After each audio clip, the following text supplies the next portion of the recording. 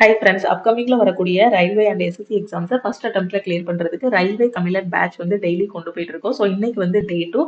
இன்னைக்கு நம்ம என்ன டாபிக் டிஸ்கஸ் பண்ண போறோம் அப்படின்னு பார்த்தீங்கன்னா, மேக்ஸ் அண்ட் ரீசனிங் கொஸ்டின்ஸ் வந்து டிஸ்கஸ் பண்ண போறோம். அதுக்கு முன்னாடி புதுசா யாராவது நம்ம சேனலுக்கு வந்திருந்தீங்க அப்படின்னா சப்ஸ்கிரைப் பண்ணிட்டு பெல் ஐக்கானை கிளிக் பண்ணிக்கோங்க. அப்கமிங்ல வரக்கூடிய காம்படிட்டிவ் எக்ஸாமுக்கு நான் ப்ரிப்பேர் பண்ணிட்டு இருக்கேன் மேம், நான் ஒரு பிகினரா இருக்கேன், ஸோ எங்க இருந்து என்னோட ப்ரிப்பரேஷன் ஸ்டார்ட் பண்ணணும்னு எனக்கு தெரியல அப்படின்னு நினைக்கக்கூடிய ஸ்டூடெண்ட்ஸ் நம்ம ஆப்ல இருக்கக்கூடிய ஆல் இன் ஒன் கோர்ஸ்ல ஜாயின் பண்ணிக்கோங்க. 50க்கும் மேற்பட்ட சென்ட்ரல் கவர்மெண்ட் எக்ஸாம இந்த ஒரு கோர்ஸ்ல இருக்கக்கூடிய கிளாஸஸை ஃபாலோ பண்ணியே உங்களால கண்டிப்பா ஃபர்ஸ்ட் அட்டெம்ப்ட்ல கிளியர் பண்ண முடியும். அதுக்கான கிளாஸஸ், பிடிஎஃப், டெஸ்ட் எல்லாமே கொடுத்துருப்போம். இதோட வேலிடிட்டி பாத்தீங்க அப்படின்னா உங்களுக்கு லைஃப் டைம் வேலிடிட்டி. இந்த கோர்ஸோட ஃபீஸ் பாத்தீங்க அப்படின்னா 1699. இதுல எப்படி ஜாயின் பண்ணணும் அப்படின்னு பாத்தீங்கன்னா, இதுதான் நான் லக்ஷ்மி மேக்ஸ் டீமோட வாட்ஸ்அப் நம்பர். இந்த நம்பருக்கு I want to join all in one கோர்ஸ்னு ஒரு மெசேஜ் அனுப்புனீங்க அப்படின்னா டீம்ல இருந்து கான்டாக்ட் பண்ணிட்டு எப்படி ஜாயின் பண்ணணுங்கிறத சொல்லுவாங்க. ஸோ சிம்பிளான ப்ரொசீஜர் தான். ஸோ அவங்க உங்களுக்கு ஜிபே நம்பர் இல்லை அக்கௌண்ட் நம்பர் வந்து கொடுப்பாங்க. அதுக்கு 1699 மட்டும் பே பண்ணிட்டு பேமெண்ட்டோட ஸ்கிரீன்ஷாட் மட்டும் சென்ட் பண்ணீங்க அப்படின்னா டீம் வந்து பேக் எண்ட்ல இருந்து உங்களுக்கு கோர்ஸோட ஆக்சஸ் வந்து கொடுத்துருவாங்க.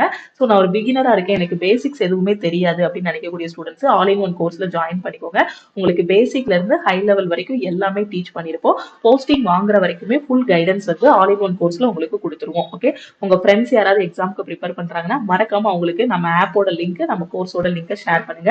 ஸோ இன்னைக்கு வீடியோக்குள்ள போலாமா? இது எஸ்டர்டே நான் உங்களுக்கு கொடுத்திருந்த ஹோம்ஒர்க் கொஸ்டின். இந்த கொஸ்டினை இப்ப சால்வ் பண்ணிடுவோமா? ரொம்ப ஈஸியான கொஸ்டின் தான். A toy is bought for rupees 950 and sold at rupees 1140. Find the gain percentage. ஒரு பொம்மை ரூபாய் 950க்கு வாங்கப்பட்டு ரூபாய் 1140க்கு விற்கப்படுகிறது என்றால் லாப சதவீதம் என்ன? ரொம்ப ஈஸியான கொஸ்டின். பொருளோட விலை 950 ரூபா, ஆனா விற்ற விலை பாத்தீங்கன்னா 1140 ரூபா. அப்ப லாபமா நஷ்டமா?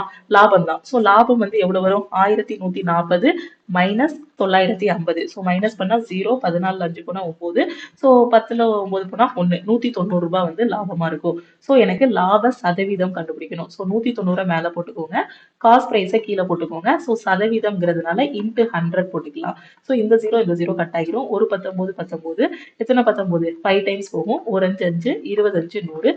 அப்ப லாபம் எவ்வளவு? 20%. ஓகே, ஸோ 20%ங்கிறது ஆப்ஷன் சி. இது எஸ்டர்டே நான் உங்களுக்கு கொடுத்த ஹோம்ஒர்க் கொஸ்டின். இப்போ அடுத்த கொஸ்டின் பார்க்கலாமா? கொஸ்டின் என்ன சொல்லியிருக்காங்க? The ratio of the amount invested and the amount received is 5:8. In 5 years at ESI, find the rate of interest. தனி வட்டியில் 5 ஆண்டுகளில் முதலீடு செய்யப்பட்ட தொகை மற்றும் பெறப்பட்ட தொகையின் விகிதம் 5:8 ஆகும். வட்டி விகிதத்தை கண்டறியும். என்ன சொல்லியிருக்காங்கன்னா, ஒரு பேங்க்ல அமௌண்ட் போட்டிருக்கீங்க. ஓகே, ஸோ பிரின்சிபல், இது அமௌண்ட்னு வச்சுக்கோங்க. ஓகேவா? ஸோ நீங்க முதலீடு செய்த தொகை எவ்வளவு அப்படின்னு பாத்தீங்கன்னா 5 ரூபாய் பேங்க்ல போடுறீங்க. பேங்க் கடைசி உங்களுக்கு எவ்வளவு தராங்க? 8 ரூபாயா தராங்க. இந்த 8 ரூபாய்க்குள்ள என்னெல்லாம் இருக்கும்? நீங்க போட்ட அந்த அசல் 5 ரூபாய் பிளஸ் பேங்க் உங்களுக்கு போட்ட வட்டி எவ்வளவு ரூபாய் இருக்கும்? 3 ரூபாய் இருக்குமா? நீங்க போட்டது 5 ரூபாய், கையில கிடைச்சது 8 ரூபாய்னா வட்டி எவ்வளவு போட்டிருக்காங்க? 3 ரூபாய் போட்டிருக்காங்க. அப்ப அசல் எவ்வளவு? 5 ரூபாய். உங்களுக்கு பெறப்பட்ட தொகை எவ்வளவு? 8 ரூபாய். அப்ப வட்டி எவ்வளவு? 3 ரூபாய். இப்ப என்ன கேட்டிருக்காங்க? வட்டி விகிதத்தை கண்டறியவும் அப்படின்னு கேட்டிருக்கீங்க. நீங்க எவ்வளவு நாள் இன்வெஸ்ட் பண்ணிருக்கீங்க? 5 வருஷம் இன்வெஸ்ட் பண்ணிருக்கீங்க. சோ நம்பர் ஆஃப் பீரியட் எவ்வளவு? So 5 years. ஓகேவா? சோ டைம் பீரியட் எவ்வளவு? 5 இயர்ஸ். ஓகேவா? உங்களுக்கு தெரியும் என்னது? தனி வட்டிக்கான ஃபார்முலா PNR டிவைடட் பை 100 அப்படின்னு தெரியும். சோ இப்போ வட்டியோடது எவ்வளவு? வட்டி எவ்வளவு? 3 ரூபாய். அந்த 3 எதுக்கு ஈக்குவலா இருக்கும்? P எவ்வளவு? 5 ரூபாய். நம்பர் ஆஃப் இயர்ஸ் எவ்வளவு? 5. ரேட் ஆஃப் இன்ட்ரெஸ்ட் தானே கண்டுபிடிக்கணும். சோ R டிவைடட் பை 100 போட்டுக்கலாம். ஒரு 5 25 100, ஒரு 5 4 5 20. ஸோ ஆர் ஈக்குவல் டு இந்த 4 இந்த பக்கம் கொண்டு போயிட்டோம் அப்படின்னா 3 இன்ட்டு 4 12%. அப்போ பேங்க் உங்களுக்கு கொடுத்த வட்டி எவ்வளவு? 12%. 12%ங்கிறது ஆப்ஷன் பி. ஓகே, தெளிவா புரிஞ்சிருச்சா? அடுத்த கொஸ்டின் போலாமா? ரொம்ப சிம்பிள். அவங்க ரேஷியோவா கொடுத்துருக்காங்க. அந்த ரேஷியோவை நீங்க அமௌண்டா எடுத்துக்கோங்க. 5 ரூபாய் பேங்க்ல போட்டிருக்கோம், 8 ரூபாய் கிடைச்சிருக்குன்னா வட்டி 3 ரூபாய். அந்த வட்டி 3 ரூபாய் எதுக்கு ஈக்குவல்? PNR டிவைடட் பை 100க்கு ஈக்குவல். ஸோ அதை வச்சு ரேட் ஆஃப் இன்ட்ரெஸ்ட் கண்டுபிடிச்சாச்சு.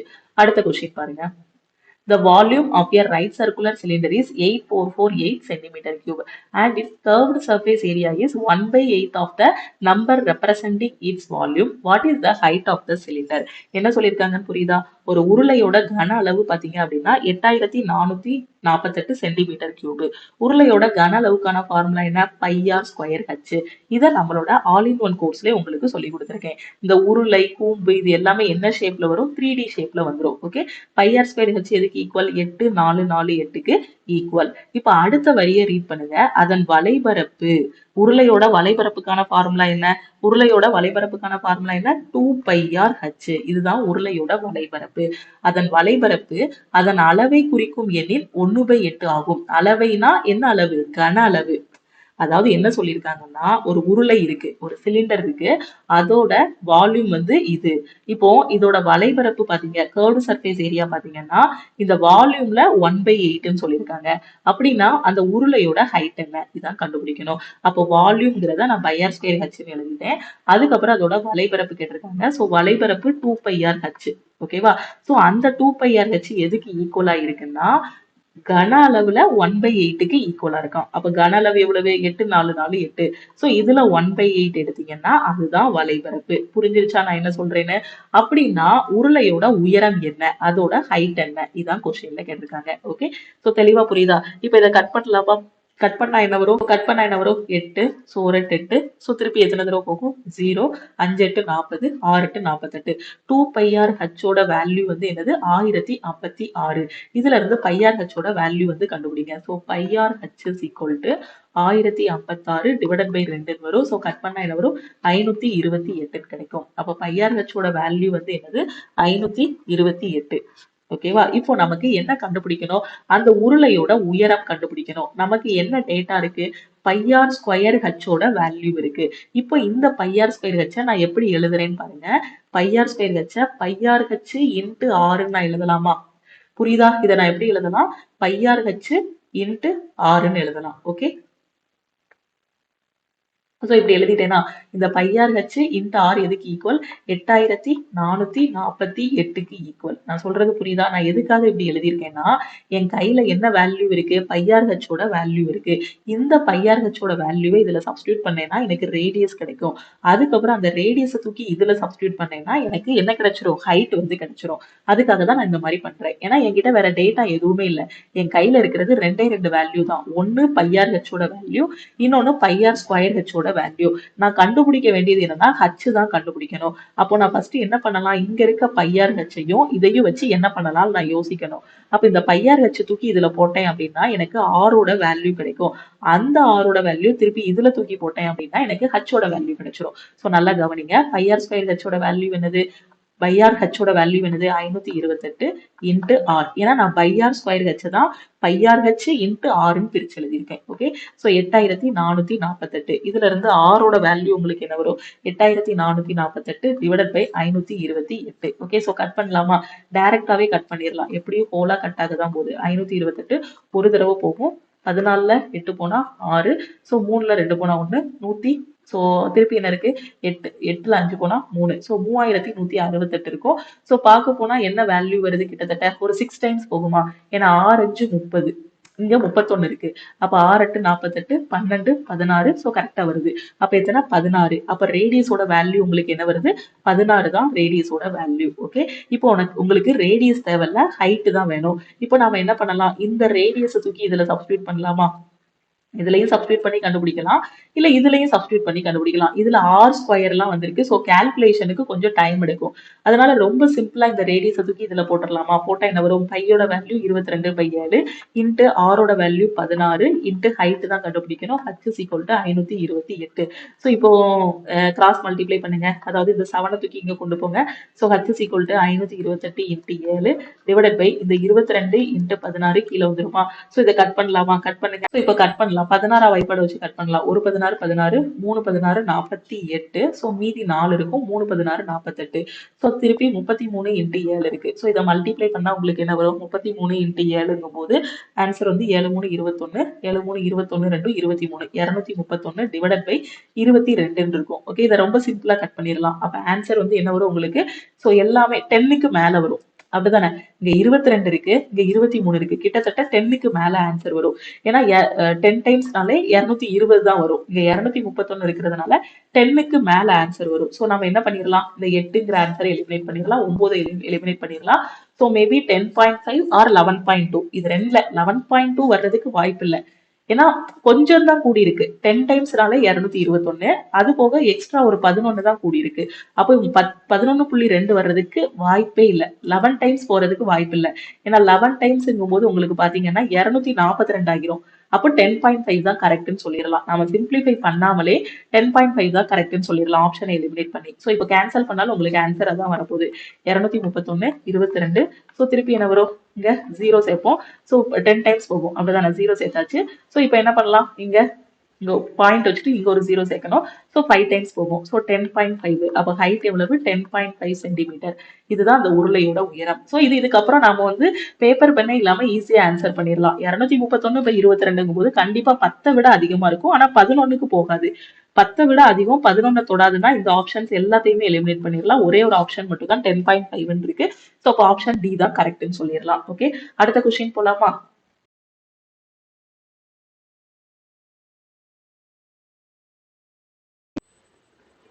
இந்த கொஸ்டின்ல பாருங்க, 2 vessels A and B contain acid and water in the ratio 3:2. So 2 பாத்திரம் இருக்கு, அதுல ஆசிட் வாட்டரும் 3:2 7:3ங்கிற விகிதத்துல இருக்கு. ஏங்கிற பாத்திரத்துல ஆசிட் வந்து 3 பங்கு, வாட்டர் வந்து 2 பங்கு இருக்கு. பிங்கிற பாத்திரத்துல ஆசிட் வந்து 7 பங்கு, வாட்டர் வந்து 3 பங்கு இருக்கு. இப்போ இது ரெண்டையும் நீங்க மிக்ஸ் பண்ண போறீங்க. The contents of A and B are mixed in the ratio 4:3.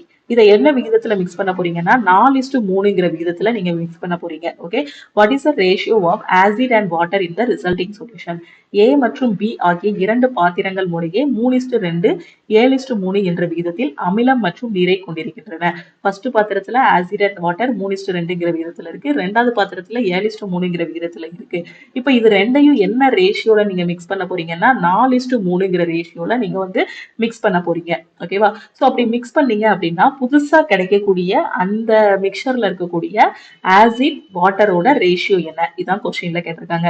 Read பண்ணி பார்த்துக்கோங்க. ஏ மற்றும் பி ஆகிய 2 பாத்திரங்கள் முறையே 3:2 7:3 என்ற விகிதத்தில் அமிலம் மற்றும் நீரை கொண்டிருக்கின்றன. ஏ மற்றும் பியின் உள்ளடக்கங்கள் 4:3 என்ற விகிதத்தில் கலக்கப்படுகிறது.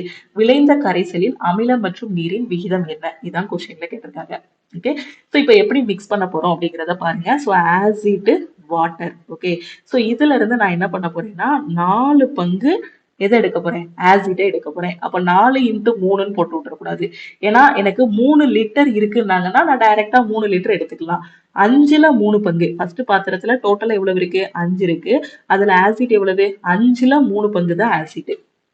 அப்போ வாட்டர் எவ்வளவு, 5ல 2 பங்கு தான் வாட்டர்.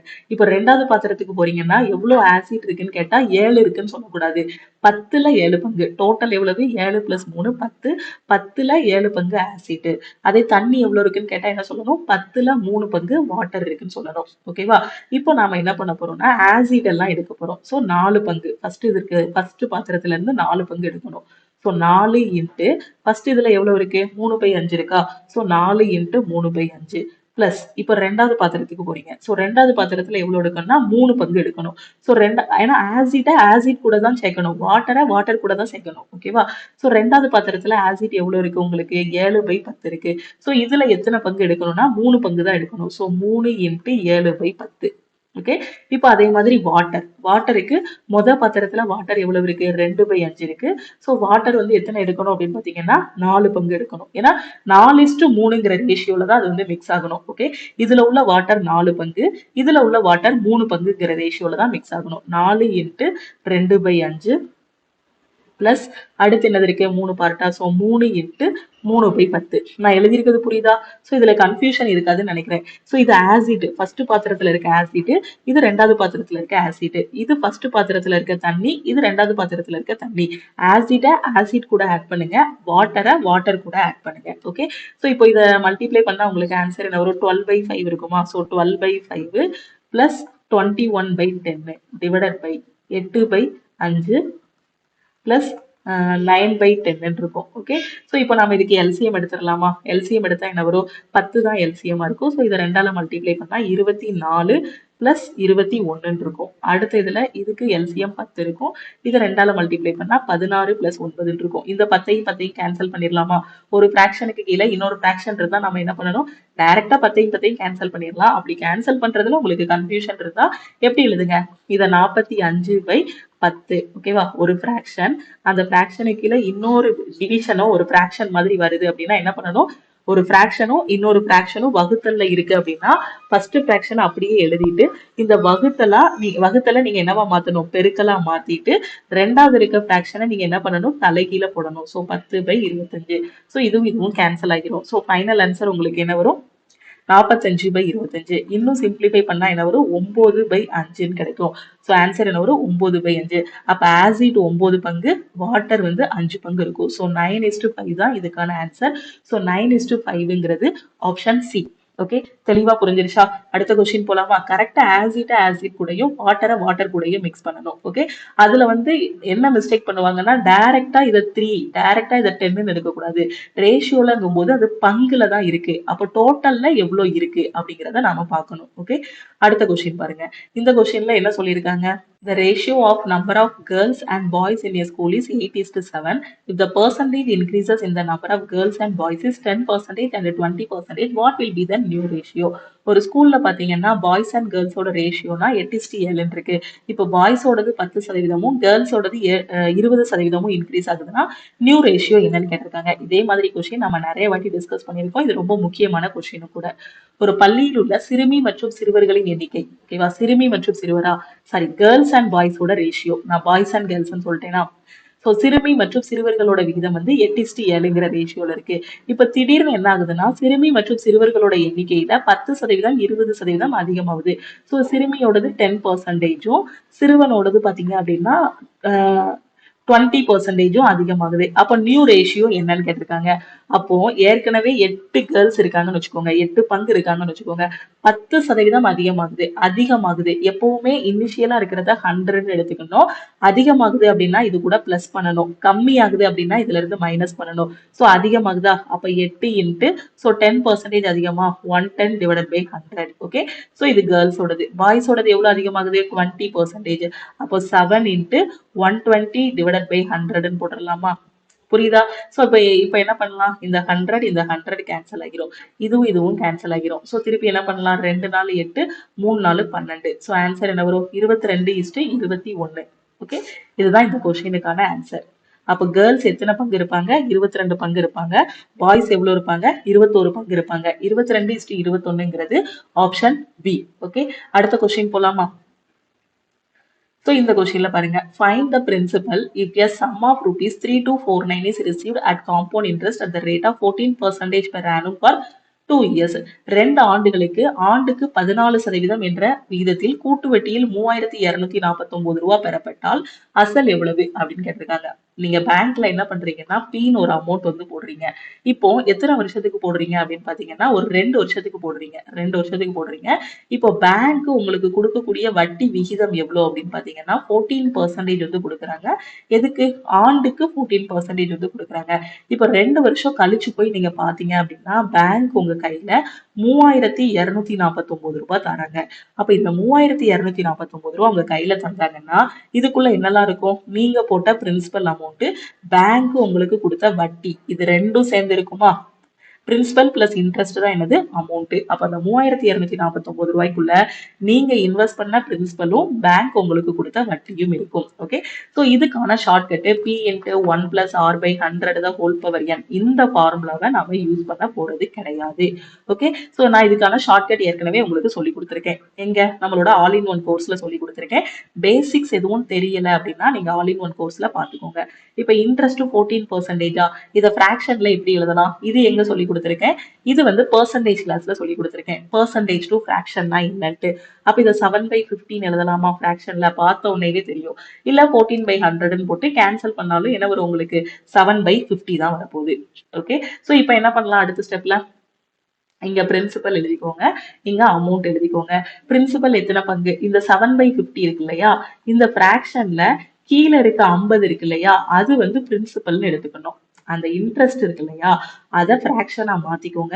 மாத்திட்டு கீழே இருக்கிறது பிரின்சிபல், மேல இருக்கிறது இன்ட்ரெஸ்ட். ஓகே, சோ பிரின்சிபல் எவ்வளவு, 50 ரூபாய் பேங்க்ல போடுறீங்க, வட்டி 7 ரூபாய் கிடைக்கி. அப்ப டோட்டலா அமௌண்ட் எவ்வளவு, 50 + 7 57, இதுதான் அமௌண்ட். அப்போ பிரின்சிபல் 50, அமௌண்ட் எவ்வளவு, 57. எத்தனை வருஷத்துக்கு பேங்க்ல போட்டிருக்கீங்க, 2 வருஷத்துக்கு போட்டிருக்கீங்களா? அப்ப 2 வாட்டி எழுதுங்க. 50 ஒரு வாட்டி எழுதிட்டேன், இன்னொரு 50 எழுதிக்கோங்க, 57. 2 வருஷம் போட்டிருந்தா 2 வாட்டி எழுதுங்க, 3 வருஷம் போட்டிருந்தா 3 வாட்டி எழுதுங்க. அதுதான் இதுக்கான ஷார்ட்கட். ஓகே, புரியுதா? அப்போ பிரின்சிபல் எத்தனை part? 50 part, amount 57 part. So இதை மல்டிப்ளை பண்ணா என்ன வரும்? 50 ஸ்கொயர் எவ்வளவு? 2500. ஸோ 57 ஸ்கொயர் எவ்வளவு? 3249. ஓகே, ஸோ இது வந்து படிக்கணும். நீங்க ஸ்கொயர் நம்பர் வந்து 1ல இருந்து ஒரு 50 வரைக்கும், 60 வரைக்கும், இல்ல 100 வரைக்கும் படிச்சிட்டீங்க அப்படின்னா எந்த நம்பர் பார்த்தாலும் டக்கு டக்கு நம்ம வந்து அப்படியே சப்ஸ்டியூட் பண்ணி கண்டுபிடிச்சிடலாம். இதை உட்காந்து மல்டிப்ளை பண்ணோம்னா எக்ஸாம்ல டைம் ஆகிரும். அதனாலதான் வேதிக் மேக்ஸ் கிளாஸ்ல உங்களுக்கு சொல்லியிருப்பேன். ஸோ நீங்க வந்து 1ல இருந்து அட்லீஸ்ட் ஒரு 50 60 வரைக்காவது ஸ்கொயர் நம்பர் படிச்சுக்கோங்க. இப்போ நாம என்ன பண்ணணும்னா, நமக்கு என்ன கொடுத்துருக்காங்க, ஃபைனலா நம்ம கைக்கு வர அமௌண்ட் எவ்வளவு? 3249. நமக்கு இப்போ பிரின்சிபல் எவ்வளவு? 2500 பார்ட், அமௌண்ட் எவ்வளவு? 3249 பார்ட். அப்ப இந்த 3249 எதுக்கு ஈக்குவலா இருக்கும்னா, இந்த 3249க்கு ஈக்குவலா இருக்கும். இது ரேஷியோல நாம கண்டுபிடிச்சு வச்சிருக்கோம். இது வந்து அமௌண்ட்ல அவங்க ரூபாயில அவங்க வந்து சொல்லியிருக்காங்க. புரியுதா? அப்ப கரெக்டா அமௌண்ட் கூட ஈக்குவேட் பண்ணுங்க. அப்ப 3249 எதுக்கு ஈக்குவலா இருக்கும்? 3249 பார்ட்டுக்கு ஈக்குவலா இருக்கும். ஓகேவா? சோ இதுல இருந்து 1 பார்ட் என்ன வரும்? கேன்சல் பண்ணா 1 பார்ட் 1ன்னு கிடைக்கும். அப்ப பிரின்சிபல் எவ்வளவு? 2500 பார்ட். அப்ப 2500 இன்டு 1 2500. இந்த கொஸ்டினுக்கான ஆன்சர் என்ன? 2500 ரூபாய். அப்போ நீங்க பேங்க்ல போட்ட பிரின்சிபல் அமௌண்ட் எவ்வளவு? 2500 ரூபாய். ஓகே, பேங்க் உங்களுக்கு கொடுத்த வட்டி எவ்வளவு? 3249 மைனஸ் 2500. ஸோ எவ்வளவு கொடுத்துருக்காங்க உங்களுக்கு? ஸோ 12ல 5 போனா 749 ரூபாய் வட்டி வந்து கொடுத்துருக்காங்க. ஓகே, தெளிவா புரிஞ்சிருச்சா? ஸோ இதுதான் காம்பவுண்ட் இன்ட்ரெஸ்ட்டுக்கான ஷார்ட்கட். ஸோ இந்த மாதிரி நிறைய ஷார்ட்கட் வந்து உங்களுக்கு சொல்லியிருக்கேன். காம்பவுண்ட் இன்ட்ரெஸ்ட்ல பிரின்சிபல் எப்படி கண்டுபிடிக்கணும், அமௌண்ட் எப்படி கண்டுபிடிக்கணும், டைம் பீரியட் கண்டுபிடிக்கிறதுக்கான ஷார்ட்கட், ரேட் ஆஃப் இன்ட்ரெஸ்ட் கண்டுபிடிக்கிறதுக்கான ஷார்ட்கட்னு எல்லாமே நம்மளோட ஆல் இன் ஒன் கோர்ஸ்ல நான் டீச் பண்ணியிருப்பேன். ஸோ அந்த பேசிக் கிளாஸஸ் எல்லாத்தையும் நல்லா பார்த்துட்டு அதுக்கப்புறம் இந்த ரிவிஷன் கிளாஸஸ் வந்தீங்க அப்படின்னா இன்னும் நல்லா தெளிவா புரியும். ஓகே, அடுத்த கொஸ்டின் போலாமா? இந்த கொஸ்டின்ல பாருங்க, 8 friends ராகுல், Ram, Ramesh, Sohan, Sahil, Anil, Sonu and Monu are sitting around a circular table facing towards the center. So ஒரு 8 ஃப்ரெண்ட்ஸ் என்ன பண்றாங்கன்னா ஒரு சர்க்குலர் டேபிள்ல இருக்காங்க, மையத்தை நோக்கி உட்கார்ந்துருக்காங்க. Sahil is third to the left of சோனுன்னு சொல்லியிருக்காங்க. ஸோ நம்ம அரேஞ்ச் பண்றதுக்கான இன்ஃபர்மேஷன் வந்து கொடுத்துருக்காங்க. ஸோ இதை மொத்தமா ரீட் பண்ணிட்டு அதுக்கப்புறம் அரேஞ்ச் பண்ணோம்னா கஷ்டமா இருக்கும். ஸோ ரீட் பண்ண நம்ம ஒவ்வொருத்தரா பிளேஸ் பண்ணிடலாம். என்ன சொல்லியிருக்காங்க? 8 நண்பர்கள் ராகுல், ராம், ரமேஷ், சோகன், சாகில், அனில், சோனு மற்றும் மோனு ஆகியோர் மையத்தை நோக்கி ஒரு வட்ட மேசையை சுற்றி அமர்ந்துள்ளனர். சோ இதே ஆர்டர்ல தான் இருக்கணும் அப்படிங்கிற அவசியம் இல்லை. ஏன்னா நிறைய பேர் 8 பேர் இருந்தோடனே ராம் ஃபர்ஸ்ட், அதுக்கப்புறம் ரமேஷ், சோகன் அந்த மாதிரி போட்டுருவாங்க. சோ அதுக்குதான் இங்க ஒரு நோட் வந்து கொடுத்துருக்காங்க. ஓகேவா? சோ அந்த மாதிரி வரிசையில இருக்கணும்னு அவசியம் இல்லை அப்படின்னு என்ன சொல்லியிருக்காங்க அப்படின்னு பாருங்க. ஸோ ஃபர்ஸ்ட் ஒரு வட்டத்தை போட்டுருவோம். இந்த வட்டத்துல 8 பேர் போடணும். ஸோ இங்க 2 இங்க 2 நான் பிளேஸ் பண்ணிடுறேன். இங்க ஒருத்தர். ஸோ இங்க நடுசுல ஒண்ணு நான் போட்டுருந்தேன். ஸோ டோட்டலா உங்களுக்கு எத்தனை பேர் வந்துட்டாங்க? 8 பேர் இருக்காங்களா வட்டத்துல? இப்ப லைன் பை லைனா ரீட் பண்ணலாமா? ஃபர்ஸ்ட் லைன்ல என்ன சொல்லியிருக்காங்க? Sahil is third to the left of Sonu. சோனுவோட தேர்ட் லெஃப்ட்ல சாகில் இருக்கான். ஸோ தமிழ் மீடியம் ஸ்டூடெண்ட் பாருங்க, சோனுவின் இடது புறத்தில் சாகல் 3வது இடத்தில் உள்ளார். அப்போ சோனுவை எங்கனாலும் பிளேஸ் பண்ணிக்கோங்க. நான் சோனுவை இங்க எடுத்துக்கிறேன்னு வச்சுக்கோங்க. சோனுவோட தேர்ட் லெஃப்ட்னா என்ன வரும்? 1 2 3. சோ இங்கதான் யார் வராங்க? சாகில் வரான். ஓகே, புரியுதா? சோ இவங்க எல்லாரும் மையத்தை நோக்கி இருக்காங்க. சோனு இங்க இருந்தான்னா அவனோட இடது பக்கம் இது, அவனோட வலது பக்கம் இது. சோ அவனோட தேர்ட் லெஃப்ட்ங்கும் போது 1 2 3. சோ இங்கதான் யார் வருவா? சாகில் வருவான். அடுத்த லைன் பாருங்க. அடுத்து என்ன சொல்லியிருக்காங்க? Sonu is to the immediate right of Ram. Sonu வந்து பாத்தீங்கன்னா ராமோட இமிடியட் ரைட்ல இருக்கான்னு சொல்லியிருக்காங்க. சோ அடுத்த லைன்ல என்னது? ராமின் வலது புறத்தில் சோனு இருக்கிறார். ஓகேவா? அப்ப சோன் வந்து எங்க இருக்கான்? ராமுவோட ரைட் சைடு. அப்போ ராம இங்க போட்டேன்னா ராமோட ரைட் சைடுல சோனு வந்துருவானா? இப்ப அடுத்த வரி ரீட் பண்ணுங்க. அடுத்து என்ன சொல்லியிருக்காங்க? Ram is third to the left of ராகுல். ராகுலோட 3வது இடது பக்கத்துல ராம் இருக்கான். சோ தமிழ் மீடியம் ஸ்டூடெண்ட் பாருங்க, ராகுலின் இடது புறத்தில் ராம் 3வது இடத்தில் உள்ளார். அப்போ ராகுல்ல இருந்து தேர்ட் லெஃப்ட். அப்ப ராம் வந்து தேர்ட் லெஃப்ட்ல வரணும் ராகுல்ல இருந்து. அப்ப ராகுல இங்க போட்டோம் அப்படின்னா தேர்ட் லெஃப்ட் உங்களுக்கு எங்க வரும்? 1 2 3. சோ இங்க ராம் வருவானா? சோ ராகுல இங்க பிளேஸ் பண்ணா ராம் இங்க வருவான். சோ கரெக்டா? அடுத்த வரியை ரீட் பண்ணுங்க. Monu is second to the right of Anil. அனிலோட செகண்ட் ரைட்ல மோனு இருக்காங்க. அடுத்து ஒரு முக்கியமான பாயிண்ட் கொடுத்திருக்காங்க. Anil is not the immediate neighbour of Sahil. சாகிலும் அணிலும் பக்கத்துல பக்கத்துல வரக்கூடாது. ஓகேவா? சோ இங்க என்ன சொல்லியிருக்காங்க, மோனு அணிலின் வலதுபுறத்தில் 2வது இடத்தில் உள்ளார். அணில்னு ஒருத்தன் இருக்கான்னா அவனோட வலதுபுறத்துல 2வது இடத்துல மோனு வருவாங்க அப்படின்னு சொல்றாங்க. அடுத்து என்ன சொல்றாங்கன்னா, அணில் வந்து சாகில் பக்கத்துல இல்ல அப்படின்னு சொல்றாங்க. ஓகேவா? அப்போ சாகில் பக்கத்துல அணில் வரமாட்டான்னா சாகில் இங்க இருக்கான். இவன் பக்கத்துல அணில் வரமாட்டான்னா அணில் இங்கேயும் வரமாட்டான், இங்கேயும் வரமாட்டான். அப்போ மீதி எங்க இருக்கு? அணில் இங்க, இங்க இந்த 2 இடம் தான் இருக்கு எனக்கு. அப்படிதானே? சாகில் பக்கத்துல அணில் வரமாட்டான்னா இந்த இடத்துலயும் அணில் வரமாட்டான், இந்த இடத்துலயும் அணில் வரமாட்டான். இப்போ அடுத்த க்ளூ என்னதுன்னா, அணிலோட செகண்ட் ரைட்ல மோனோ. இப்போ அணில நான் இங்க 2 பாசிபிலிட்டி வருது. சப்போஸ் அணில இங்க பிளேஸ் பண்ணேன் வச்சுக்கோங்க. இங்க பிளேஸ் பண்ணேன் அப்படின்னா அவனோட செகண்ட் ரைட்ல யார் வரணும்? மோனு வரணும். சோ அணில் எல்லாருமே உள்பக்கமா பார்த்துதான் இருக்காங்க.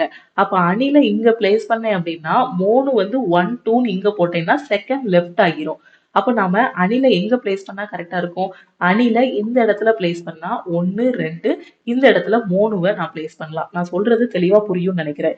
ஏன்னா சாகில் பக்கத்துல அணில் வரமாட்டான்னு சொல்லிட்டாங்க. அப்ப அணிலோட செகண்ட் ரைட்ல மோனு வரணும்.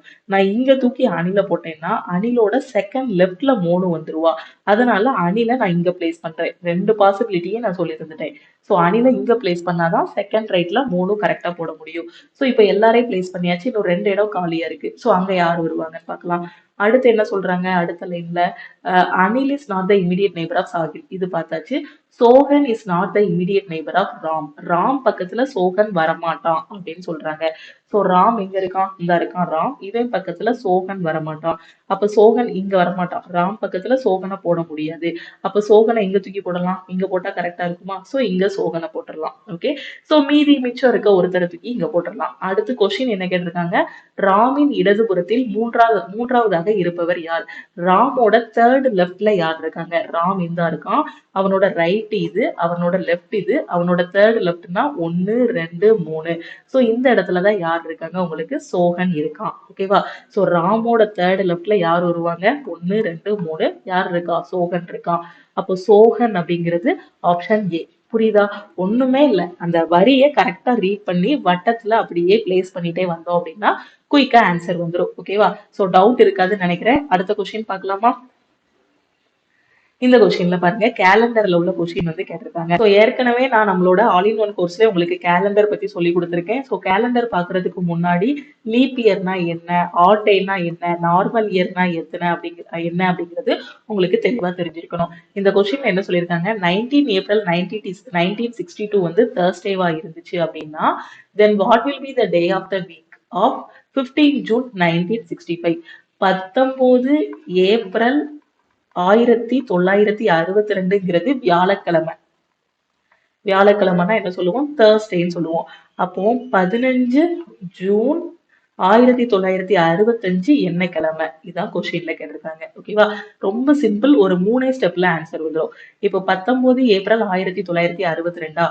ஸோ 19 ஏப்ரல், ஸோ தேர்ஸ்டே எழுதுனா தமிழ் மீடியம் ஸ்டூடெண்ட்டுக்கும் புரியும் நினைக்கிறேன். 19 ஏப்ரல் 1962 தேர்ஸ்டே, அதாவது வியாழக்கிழமை. ஓகேவா? சோ இப்போ நான் என்ன பண்ண போறேன் அப்படின்னு பாத்தீங்கன்னா 19 ஏப்ரல் 1963 என்ன கிழமை நான் பார்க்க போறேன். சோ 1962ல இருந்து நான் 63க்கு போறேன். ஓகேவா? சோ 63ங்கிறது உங்களுக்கு நார்மல் இயரா லீப் இயரா? Normal year. லீப் இயர்னா அதோட லாஸ்ட் 2 டிஜிட் இருக்கு இல்லையா, அது வந்து 4ஆல டிவைட் ஆகும். இல்லைன்னா அந்த இயர் வந்து 4ஆல டிவைட் ஆகும். இப்போ 2000ங்கிறது என்னது? உங்களுக்கு லீப் இயர். அப்ப இது வந்து 4ஆல டிவைட் ஆகும். 4ஆல ஒரு வருஷம் டிவைட் ஆகுதுன்னா அதுதான் லீப் இயர். அப்போ இது வந்து நார்மல் இயர். நார்மல் இயர்னா அதுல ஒரே ஒரு ஆட் டே தான் இருக்கும். அப்போ இது வந்து 19 ஏப்ரல் 1962 வியாழக்கிழமையா இருந்துச்சு அப்படின்னா 19 ஏப்ரல் 1963 என்ன கிழமையா இருக்கும்னா வெள்ளிக்கிழமையா இருக்கும். ஒரு 1 மட்டும் ஆட் பண்ணா போதுமானது. இதுக்கு இன்னும் தெளிவா புரிஞ்சுக்கணும் அப்படின்னா நம்ம ஆல் இன் ஒன் கோர்ஸ்ல கேலண்டர் அண்ட் கிளாக் வந்து சொல்லி கொடுத்துருப்பேன். அந்த டாபிக்ல பாத்துக்கோங்க. அப்ப இது என்னவா இருக்கும்? ஃப்ரைடேயா இருக்கும். ஓகேவா?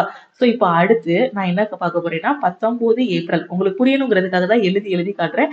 எக்ஸாம்லாம் மைண்ட்லயே சால்வ் பண்ணிடலாம். 19 ஏப்ரல் 1964 என்ன கிழமையா இருக்கும் அப்படின்னு பாத்தீங்கன்னா இது வந்து சண்டேவா இருக்கும். எப்படி மேம் இங்க மட்டும் ஒன்னு ஆட் பண்ணி வியாழன்ல இருந்து வெள்ளின்னு சொன்னீங்க, இங்க மட்டும் நீங்க வந்து ஞாயிறுன்னு சொல்றீங்க, வெள்ளி கூட ஏன் 2 ஆட் பண்றீங்க அப்படின்னு கேட்பீங்க. ஏன்னா இங்க 1962ல இருந்து நீங்க 63க்கு வரும்போது 63ங்கிறது ஒரு நார்மல் இயர் தான். இது வந்து லீப் இயர் கிடையாது. சோ இதுல ஒரே ஒரு ஆட்டை தான் இருக்கும். அது என்ன ஒரு ஆட்டை 2 ஆட்டை? அதாவது நார்மல் இயர்னா மொத்தம் ஒரு வருஷத்துக்கு எத்தனை நாள்? 365 நாள் இருக்கும். அதே அது லீப் இயர் அப்படின்னா ஒரு வருஷத்துக்கு 366 நாள் இருக்கும். இந்த 365 7ஆல டிவைட் பண்ணுங்க. எதுக்கு மேம் 7ஆல டிவைட் பண்ணணும் அப்படின்னு கேட்டீங்கன்னா, ஒரு வாரத்துக்கு மொத்தம் 7 நாள். அதனாலதான் 7ஆல டிவைட் பண்றோம். டிவைட் பண்ணா என்ன வரும்? 5 7 35, 2 7 14, மீதி 1 வருது. 52 வாரங்கள் ஒரு நாள் வருதா? சோ அப்போ ஒரு நார்மல் இயர்ல 52 வாரங்களும் ஒரு நாளும் இருக்கும். அதனால ஒரு ஆண்டே. அதே ஒரு லீப் இயர்னு எடுத்துக்கிட்டீங்கன்னா 366 நாள் இருக்கும். பிப்ரவரியில எக்ஸ்ட்ரா ஒரு நாள் வரும். பிப்ரவரி 29 நாள் இருக்கும் பிப்ரவரியில. அப்ப 7ஆல நாம டிவைட் பண்றோம் அப்படின்னா இப்ப உங்களுக்கு என்ன வரும்? 52 வாரங்கள் பிளஸ் 2 நாட்கள் வரும். அந்த 2 தான் 2 ஆட்டைன்னு நான் சொல்றேன். அப்போ ஒரு நார்மலான வருஷத்துல இருந்து நார்மலான வருஷத்துக்கு வரீங்க அப்படின்னா அப்போ வந்து ஒன்னு ஆட் பண்ணா போதும். வியாழன் கூட ஒரு நாள் ஆட் பண்ணா போதும். இப்ப 1963ல இருந்து 64க்கு வரும்போது 1964ங்கிறது லீப் இயர். இது எப்படி மேம் கண்டுபிடிச்சீங்கன்னா ரொம்ப ஈஸி. அந்த நம்பர் 4ஆல டிவைட் ஆகுதான்னு பார்க்கணும். அப்போ நான் 1964யும் 4ஆல டிவைட் பண்ணணுமா அப்படின்னு உங்களுக்கு ஒரு டவுட் வரும். அவ்வளவு தூரம் டிவைட் பண்ண வேண்டாம். 4ஓட டிவிசிபிலிட்டி ரூல் தெரியும். என்ன? லாஸ்ட் 2 டிஜிட் வந்து 4ஆல டிவைட் ஆயிடுச்சுன்னா அந்த நம்பர் ஃபுல்லா 4ஆல டிவைட் ஆகும்னு உங்களுக்கு தெரியும். சோ பேசிக்ஸ் தெரியலன்னா ஆல் இன் ஒன் கோர்ஸ்ல பாத்துக்கோங்க. ஓகேவா? அப்ப இது உங்களுக்கு 4ஆல டிவைட் ஆகுது. அப்போ இது வந்து என்னது? Leap year. அப்ப லீப் இயர்னா என்ன பண்ணணும்? 2 ஆட் பண்ணணும். அப்போ ஃப்ரைடே கூட 2 நாள் ஆட் பண்ணீங்கன்னா உங்களுக்கு என்ன வரும்? சாட்டர்டே, அதுக்கு அடுத்து சண்டே வரும். வெள்ளிக்கு அடுத்து 2 நாள் ஆட் பண்ணீங்கன்னா என்ன வரும்? ஞாயிற்றுக்கிழமை வந்துடும். ஓகே. சோ அடுத்து 19 ஏப்ரல் 1965 என்ன கிழமைன்னு நான் பார்க்க போறேன். 1965 நார்மல் இயர் தான். அப்போ ஒரே ஒரு ஆட்டை தான் இருக்கும். அப்போ சண்டே கூட ஒன்னு ஆட் பண்ணீங்க அப்படின்னா உங்களுக்கு என்ன கிடைக்கும்? மண்டே அப்படின்னு கிடைக்கும். ஓகேவா? அப்போ 19 ஏப்ரல் 1962 தேர்ஸ்டேவா இருந்துச்சுன்னா 19 ஏப்ரல் 1965 எனக்கு என்னவா இருக்கும்? மண்டே, திங்கட்கிழமையா இருக்கும். எனக்கு 19 ஏப்ரல் 1965 என்ன கிழமைன்னு கேட்கல. எனக்கு கேட்டிருக்கிறது என்னன்னா எனக்கு என்ன கேட்டிருக்காங்க? 1965 ஜூன் 15. 15 ஜூன் 1965 என்ன கிழமைன்னு கேட்டிருக்காங்க. 15 ஜூன் 1965 என்ன கிழமைன்னு கேட்டிருக்காங்க. எக்ஸாம்ல நான் எழுதுற மாதிரி இந்த மாதிரி எழுதணும்னு அவசியமே இல்லை. இதெல்லாம் மைண்ட்லயே முடிச்சு விட்டுறலாம். 1962 தேர்ஸ்டேவா, 63 ஃப்ரைடேவா இருக்கும், 64 லீப் இயர், அப்போ சண்டேவா இருக்கும். இது கூட ஒண்ணு கூட்டினா மண்டே. அப்போ 19 ஏப்ரல் 1965 மண்டேன்னு உங்களுக்கு தெரிஞ்சிடும். இப்போ 15 ஜூன் 1965 கண்டுபிடிக்கணும். இப்போ நீங்க என்ன டேட்ல இருக்கீங்க? 19 ஏப்ரல் 1965ல இருக்கீங்க. அப்போ இதுல இருந்து நான் ஜூன் மாசத்துக்கு போகணும், அப்படிதானே? அப்போ இதுல மீதி ஏப்ரல்ல நான் முடிக்கணும்னா மிச்சம் எத்தனை நாள் இருக்கு? ஏப்ரல்ல மொத்தம் 30 நாள், அப்படிதானே? சோ அப்போ மீதி எத்தனை நாள் இருக்கு? 11 நாள் இருக்கு. சோ 11 பிளஸ் அப்ப ஏப்ரல் முடிஞ்சிருச்சு. ஏப்ரலுக்கு அடுத்து என்ன வரும்? மே வரும். மேல எத்தனை நாள் இருக்கும்? 31 நாள் இருக்கும். மே முடிஞ்சிருச்சு. மேக்கு அடுத்து எத்தனை நாள்? ஜூன் வரும். ஜூன்ல 30 நாள். ஆனா எனக்கு 15ஆம் தேதிக்கு என்ன கிழமைன்னு கண்டுபிடிச்சா போதும். அப்ப ஜூன்ல எத்தனை நாள் எடுத்துக்கணும்? 15 நாள் எடுத்துக்கணும். சோ 15. ஓகேவா? சோ இதெல்லாம் ஆட் பண்ணா உங்களுக்கு ஆன்சர் என்ன வரும்? சோ 31 10 41 42 47 10 57 வருதா? So 57 divided by 7. 7ஆல டிவைட் பண்ணுங்க. அப்பதான் எத்தனை ஆட் டேஸ் இருக்குன்னு கண்டுபிடிக்க முடியும். எதுக்காக மேம் 7ஆல டிவைட் பண்றோம்னா ஒரு வாரத்துக்கு 7 நாள். அதனாலதான் 7ஆல டிவைட் பண்றோம். ஏன்னா என்ன கிழமைனால நம்ம கண்டுபிடிக்க போறோம். அதனாலதான் 7ஆல டிவைட் பண்றோம். டிவைட் பண்ணா உங்களுக்கு என்ன வரும்? 1 7 7, 8 7 56.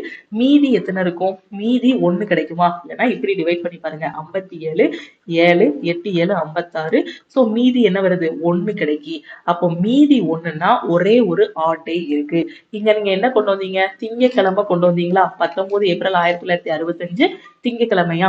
அப்போ 15 ஜூன் 1965 என்னன்னா இந்த திங்கட்கிழமை கூட ஒரு +1 மட்டும் ஆட் பண்ணிக்கோங்க.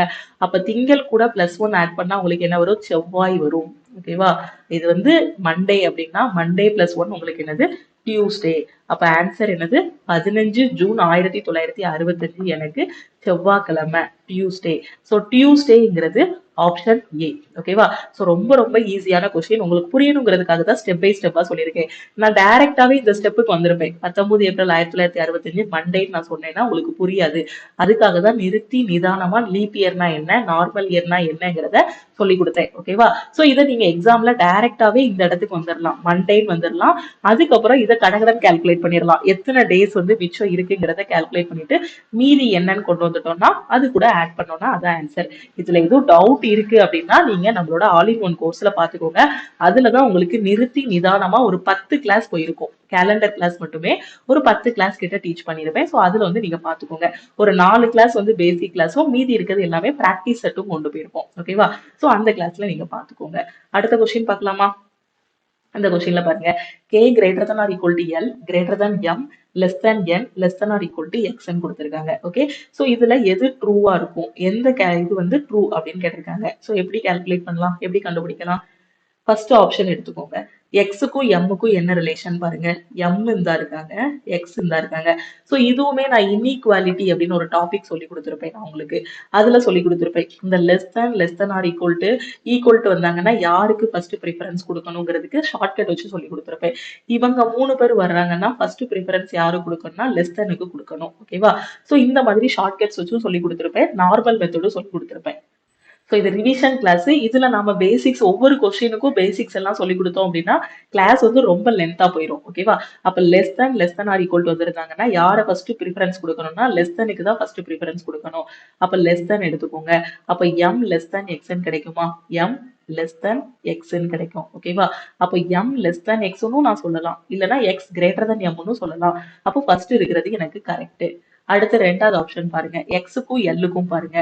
இப்போ எக்ஸை எல்லையும் பாருங்க, இது இந்த பக்கம் திரும்பி இருக்கு, சிம்பிள் கிரேட்டர் தேன் சிம்பிள் இருக்கு, லெஸ் தேன் சிம்பிள் இருக்கு. இந்த மாதிரி கிரேட்டர் தேன் லெஸ் தேன் வந்துச்சுன்னா நீங்க எல்ல இருந்து எக்ஸ் வரைக்கும் சிம்பிளை மட்டும் பாருங்க, லெட்டர் எல்லாம் பார்த்து ரொம்ப எல்லாம் யோசிக்க வேண்டாம்.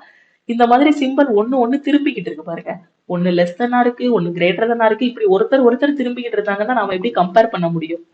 கம்பேரே பண்ண முடியாது. இது கிரேட்டர் தன்னா இருக்கு, இது லெஸ் தன்னா இருக்கு. கிரேட்டர் தன் எப்படி லெஸ் தன் கூட கம்பேர் பண்ண முடியும்? ஒண்ணு இப்படி போயிருக்கணும், greater than or equal to greater than இப்படி போயிருக்கணும், இல்ல less than or equal to less than இப்படி போயிருக்கணும். இப்படி போயிருந்தா நாம கம்பேர் பண்ண முடியும். இது ஒண்ணு ஆப்போசிட்டா போயிருக்கு. அப்ப கண்ணை மூடிட்டு இது வரவே வராதுன்னு சொல்லிடலாம். எக்ஸாம்ல டைமே வேஸ்ட் பண்ண வேண்டாம். சிம்பிளா பாக்குறீங்க, இது இந்த பக்கமா இருக்கு, இது இந்த பக்கமா இருக்கு, கம்பேரே பண்ண முடியாது. அடுத்து எம்முக்கும் கேக்கும் பாருங்க. சோ இதை அழிச்சிட்டு நான் காட்டுறேன். எம்மையும் கேயும் பாருங்க நல்லா. சோ எம்மும் கேயும் நல்லா பாருங்க, எம்மும் கேயும் பாருங்க. Greater than or equal to greater than வந்துச்சுன்னா யாருக்கு ஃபர்ஸ்ட் ப்ரிஃபரன்ஸ் கொடுக்கணும்னா கிரேட்டர் தனுக்கு தான் ஃபர்ஸ்ட் ப்ரிஃபரன்ஸ் கொடுக்கணும். ஓகேவா? சோ அந்த ப்ரிஃபரன்ஸ் கொடுக்க தெரியல அப்படின்னா இந்த K greater than or equal to எல்லா கேயை தூக்கி இங்க போடுங்க. அப்போ கே கிரேட்டர் தன் எம்னு வரும். அப்படியும் பார்க்கலாம், இல்ல ஜஸ்ட் நான் சொன்ன ப்ரிஃபரன்ஸ் படியும் பார்க்கலாம். ஓகேவா? அப்போ கிரேட்டர் தன் தான் இங்க வரும். யாரு? கே. கே கிரேட்டர் தன் எம்னு நான் சொல்லலாம், இல்ல எம் லெஸ் தன் கேன்னு சொல்லலாம். அப்ப இதுவும் எனக்கு கரெக்ட். ஓகே, இப்போ இதை செக் பண்ணுங்க, கேக்கும் எல்லுக்கும் செக் பண்ணுங்க. நாலாவது ஆப்ஷன், கே எங்க இருக்கு, எல் எங்க இருக்கு. சோ கேக்கும் எல்லுக்கும் அவனே டைரக்டா K greater than or equal to எல்னு கொடுத்துட்டான். இங்க வெறும் கிரேட்டர் தன் கொடுத்துருக்காங்க, அதுவும் எல் கிரேட்டர் தன் கேன்னு கொடுத்துருக்கான். அதனால இதுவும் தப்பு. அப்ப எது மட்டும் நமக்கு கரெக்ட்? ஒன்னாவது கன்க்ளூஷன், மூணாவது கன்க்ளூஷன் மட்டும் தான் கரெக்ட். அப்போ கன்க்ளூஷன் 1 and 3 இஸ் ட்ரூ. ஓகேவா? 1 and 3 ஆர் ட்ரூ. ஓகேவா? 1, 3 மட்டும் கரெக்ட். புரிஞ்சிருச்சா? இதை இன்இக்வாலிட்டிங்கிற டாபிக்ல வந்து உங்களுக்கு சொல்லி கொடுத்துருப்பேன். நீங்க பேசிக்ஸ் தெரியலன்னா ஆல் இன் ஒன் கோர்ஸ்ல ஒவ்வொரு டாபிக்லயும் என்னென்ன ஷார்ட்கட் சொல்லி கொடுத்துருக்கேனோ அதை பார்த்துட்டு அதுக்கப்புறமா ரிவிஷன் கிளாஸ் வாங்க. ஓகே, அடுத்த கொஸ்டின் போலாமா? ஓகே, இது மேக்ஸ்ல உள்ள கொஸ்டின், இது உங்களுக்கான ஹோம்ஒர்க் கொஸ்டின். இதே மாதிரி கொஸ்டின் இப்பதான் கொஞ்ச நேரத்துக்கு முன்னாடி நாம டிஸ்கஸ் பண்ணோம். இந்த கொஸ்டினுக்கான ஆன்சரை p into 1 plus r by 100 the whole power n formula use பண்ணாம நான் சொல்லி கொடுத்த ஷார்ட்கட் மெத்தட்ல இதுக்கான ஆன்சர் என்ன வருங்கிறத கமெண்ட்ல சொல்லுங்க. ஓகே, என்ன சொல்லியிருக்காங்கன்னா ஒரு பேங்க்ல 13,800 ரூபாய் போட்டிருக்கீங்க, 2 வருஷத்துக்கு போட்டிருக்கீங்க. பேங்க் 10% வட்டி போட்டாங்க அப்படின்னா கடைசி உங்களுக்கு கிடைக்கக்கூடிய தொகை எவ்வளவு, அதாவது கூட்டு வட்டி எவ்வளவு. 13,800 ரூபாய் போட்டிருக்கீங்கன்னா உங்களுக்கு கிடைக்கக்கூடிய வட்டி மட்டும் எவ்வளவு. நீங்க அமௌண்ட் எவ்வளவுன்னு சொல்ல வேண்டாம், வட்டி மட்டும் எவ்வளவு கையில கிடைக்குங்கிறத சொல்லுங்க. ஓகேவா? சோ இதுதான் இதுக்கான ஆப்ஷன். சோ இந்த கொஸ்டினுக்கான ஆன்சர் என்ன வருங்கிறத நீங்க கமெண்ட்ல சொல்லுங்க. நாளைக்கு இந்த கொஸ்டினுக்கான ஆன்சர் என்ன வரும் அப்படிங்கிறத நான் வந்து நம்ம கிளாஸ்ல வந்து டிஸ்கஸ் பண்ணலாம். ஓகேவா? சோ மறக்காம என்ன ஹோம்ஒர்க் கொஸ்டின் கொடுக்குறேனோ அதை கரெக்டா சால்வ் பண்ணிட்டு கமெண்ட்ல என்ன ஆன்சர் வரும்னு சொல்லுங்க. ஓகே, சோ இந்த வீடியோ உங்களுக்கு பிடிச்சிருந்தா லைக் பண்ணுங்க. உங்களுக்கு டவுட்ஸ் இருக்கு அப்படின்னா கமெண்ட் பண்ணுங்க. உங்க ஃப்ரெண்ட்ஸும் எக்ஸாமுக்கு ப்ரிப்பேர் பண்றாங்கன்னா அவங்களுக்கும் இந்த வீடியோவை ஷேர் பண்ணுங்க. முடிஞ்ச அளவுக்கு நிறைய பேருக்கு ஷேர் பண்ணுங்க இந்த வீடியோவை. ஸோ ரயில்வே தமிழன் பேட்சோட வீடியோஸை நிறைய பேருக்கு ஷேர் பண்ணுங்க. நீங்க ஒரு பிகினரா இருக்கீங்க, காம்படிட்டிவ் எக்ஸாம் ப்ரிப்பேர் பண்ணிட்டு இருக்கீங்க, எங்க இருந்து உங்களோட ப்ரிப்பரேஷன் ஸ்டார்ட் பண்ணணும்னு தெரியல அப்படின்னா பிளே ஸ்டோர்ல நம்ம லக்ஷ்மி மேக்ஸ் ஆப் வந்து கொடுத்துருப்போம். ஸோ பிளே ஸ்டோர்ல போய் லக்ஷ்மி மேக்ஸ் ஆப்பை டவுன்லோட் பண்ணிக்கோங்க. டவுன்லோட் பண்ணிட்டு உங்களோட மொபைல் நம்பர் மட்டும் என்டர் பண்ணி லாகின் பண்ணிக்கோங்க. ஸோ அப்கமிங்ல வரக்கூடிய எந்த எக்ஸாம் நீங்க ப்ரிப்பேர் பண்ணாலும் சரி, ஒரே ஒரு கோர்ஸ் நம்ம ஆப்ல அவைலபிளா இருக்கு. எல்லா எக்ஸாமும் கவர் ஆகுற மாதிரி ஒரே இடத்துல பல்கா எல்லா கண்டென்ட்டுமே கொடுத்துருப்போம். ஸோ அந்த கோர்ஸோட நேம் என்னன்னா ஆல் இன் ஒன் கோர்ஸ். ஓகேவா? 50க்கும் மேற்பட்ட சென்ட்ரல் கவர்மெண்ட் எக்ஸாம்ஸை இந்த ஒரு கோர்ஸ்ல உங்களால கண்டிப்பா கிளியர் பண்ண முடியும். ஓகேவா? ஸோ அந்த கோர்ஸ்ல ஜாயின் பண்ணிக்கோங்க. ஸோ இதுல எப்படி ஜாயின் பண்ணணும் அப்படின்னு பாத்தீங்கன்னா, நம்ம டீமுக்கு நீங்க வந்து வாட்ஸ்அப்ல மெசேஜ் அனுப்பணும். லக்ஷ்மி மேக்ஸ் டீமோட வாட்ஸ்அப் நம்பர். இந்த நம்பருக்கு நீங்க I want to join all in one கோர்ஸ்னு ஒரு மெசேஜ் அனுப்புங்க. ஸோ மெசேஜ் அனுப்புனீங்கன்னா டீம்ல இருந்து கான்டாக்ட் பண்ணிட்டு எப்படி ஜாயின் பண்ணணும் அப்படிங்கிறதுக்கான டீடைல்ஸ் எல்லாமே உங்களுக்கு சொல்லிடுவாங்க. ஆல் இன் ஒன் கோர்ஸோட ஃபீஸ் பாத்தீங்க அப்படின்னா 1699. அதே மாதிரி வேலிடிட்டி பாத்தீங்க அப்படின்னா லைஃப் டைம் வேலிடிட்டி இருக்கும் உங்களுக்கு. ஒரு டைம் நீங்க ஃபீஸ் பே பண்ணிட்டீங்க அப்படின்னா லைஃப் டைம் வேலிடிட்டி வந்து உங்களுக்கு இருக்கும். ஓகேவா? ஸோ இதுல எல்லாமே கவர் பண்ணியிருப்போம். Maths, reasoning, general awareness, science, previous year question, பேசிக்ல இருந்து ஹை லெவல் வரைக்கும் எல்லாமே இருக்கும். இதை மட்டுமே நீங்க ஃபாலோ பண்ணாலே ஒரு 50க்கும் மேற்பட்ட சென்ட்ரல் கவர்மெண்ட் எக்ஸாம்ஸ் வந்து அப்ளை பண்ணலாம். ஃபார் எக்ஸாம்பிள் எஸ்எஸ்சிக்கு கீழே வரக்கூடிய எல்லா எக்ஸாம், ரயில்வேக்கு கீழே வரக்கூடிய எல்லா எக்ஸாம், டிஎன்பிஎஸ்சிக்கு கீழே வரக்கூடிய எக்ஸாம்ஸ் எல்லாமே நீங்க வந்து அட்டன் பண்ணலாம். ஜென்ரல் தமிழ் மட்டும் கவர் ஆகாது டிஎன்பிஎஸ்சில, மற்றபடி எல்லாமே இதுலயே கவர் ஆகிரும். உங்க ஃப்ரெண்ட்ஸ் யாராவது எக்ஸாமுக்கு ப்ரிப்பேர் பண்றாங்கன்னா அவங்களுக்கு இந்த வீடியோவை ஷேர் பண்ணுங்க. அதே மாதிரி நீங்க ஒரு பிரைவேட் கம்பெனில ஒர்க் பண்றீங்க, ஹவுஸ் ஒய்ஃபா இருக்கிறீங்க, காலேஜ் படிச்சுட்டு இருக்கீங்க, முக்கியமா காலேஜ் படிக்கக்கூடிய ஸ்டூடெண்ட் ஒரு 18 வயசு ஆகிருச்சு அப்படின்னாலே நீங்க காம்படிட்டிவ் எக்ஸாம் ப்ரிப்பேர் பண்ணிருங்க. எங்க இருந்து ஸ்டார்ட் பண்ணணும்னு தெரியல அப்படின்னா நம்ம டீமுக்கு நீங்க வந்து வாட்ஸ்அப் பண்ணுங்க. அவங்க எப்படி படிக்கணும், என்ன மாதிரி கிளாஸஸ் எல்லாம் அட்டன் பண்ணணுங்கிறத டீடைல்ஸ் எல்லாமே சொல்லிடுவாங்க. ஓகே, உங்களுக்கு ஆல் இன் ஒன் கோர்ஸ் வேணும் அப்படின்னா ஐ want to join all in one course இந்த நம்பருக்கு மெசேஜ் அனுப்புங்க. இல்ல நீங்க வந்து டெஸ்ட் பேட்ச் ஜாயின் பண்ணணும், இப்போ ரீசெண்டா எம்டிஎஸ் ஓட டெஸ்ட் பேட்ச் வந்து லான்ச் பண்ணிருக்கோம். எம்டிஎஸ் டெஸ்ட் பேட்சோட பிரைஸ் பாத்தீங்க அப்படின்னா 399. அதே மாதிரி வேலிடிட்டியும் உங்களுக்கு லைஃப் டைம் வேலிடிட்டி கொடுத்துருக்கோம். ஓகே, ஸோ எம்டிஎஸ் ஓட டெஸ்ட் பேட்ச் வேணும்னா எம்டிஎஸ் ஓட டெஸ்ட் பேட்ச்ல ஜாயின் பண்ணிக்கோங்க. இல்ல எல்லாமே வேணும் அப்படின்னா ஆல் இன் ஒன் கோர்ஸ்ல ஜாயின் பண்ணிக்கோங்க. மேக்ஸ்ல மட்டும் வீக்கா இருக்கீங்கன்னா மேக்ஸுக்கான கிளாஸஸ்லயும், இல்ல சயின்ஸ்ல வீக்கா இருக்கீங்க, ஜென்ரல் அவேர்னஸ்ல வீக்கா இருக்கீங்கன்னா அதுக்கான கிளாஸஸ்லயும் நீங்க ஜாயின் பண்ணிக்கலாம். கிளாஸஸ் எல்லாமே தமிழ் அண்ட் இங்கிலீஷ்ல இருக்கும். நீங்க வந்து நம்ம ஆப்பை வந்து உங்களோட போன்லயும் சரி, நம்ம கிளாஸஸை லேப்டாப்லயும் சரி, iOS வச்சிருந்தாலும் iOSலயும் ஆண்ட்ராய்ட்லயும் எதுலனாலுமே அக்சஸ் பண்ணிக்கலாம். உங்களுக்கு 24/7 டீச்சிங் டீமோட சப்போர்ட், டெக்னிக்கல் டீமோட சப்போர்ட் வந்து இருக்கும். ஓகேவா? வேற எதுவும் டவுட் இருக்கு, எக்ஸாம் பத்தி எதுவும் டவுட் இருக்குன்னா இந்த நம்பருக்கு மறக்காம வாட்ஸ்அப் பண்ணுங்க. அதே மாதிரி நம்ம டெலிகிராம் குரூப், டெலிகிராம் சேனல்ல நீங்க இன்னும் ஜாயின் பண்ணல அப்படின்னா டெலிகிராம் குரூப் அண்ட் சேனல்லையும் ஜாயின் பண்ணிக்கோங்க. இன்ஸ்டாகிராம்லயும் லக்ஷ்மி மேக்ஸை ஃபாலோ பண்ணிக்கோங்க. திருப்பியும் அடுத்த கிளாஸ்ல மீட் பண்ணலாம். தேங்க்யூ.